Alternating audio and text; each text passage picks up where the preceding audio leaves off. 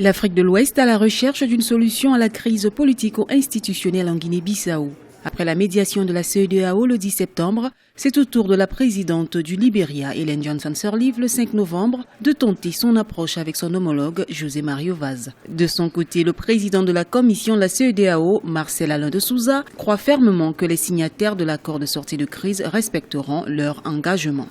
Le président a pris la décision historique de nommer rapidement un Premier ministre. Il doit pouvoir le faire. À propos des divergences d'interprétation, nous nous sommes entendus. Nous avons rencontré les différentes parties et l'accord doit être intégralement appliqué. Nous partons donc confiants.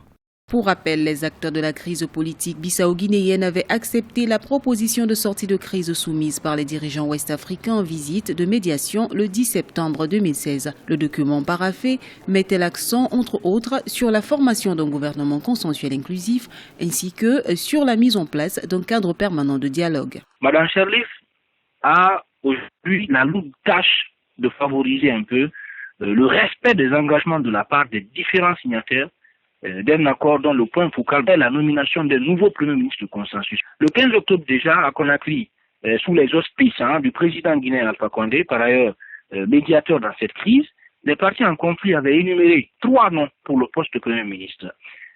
Si Augusto Olivet, ancien secrétaire permanent du PAIGC, a été annoncé favori dans cette course à la primature, pour l'heure, on est encore loin du bout du tunnel. Le talon d'Achille du plan de sortie de crise en Guinée-Bissau demeure le choix d'un Premier ministre de consensus ayant la confiance du président José Mario Vaz. Face à cette impasse, des voix s'élèvent. Un groupe de manifestants devant le palais où se tenait la concertation a réclamé la dissolution de l'Assemblée nationale et l'organisation des législatives anticipées en Guinée-Bissau.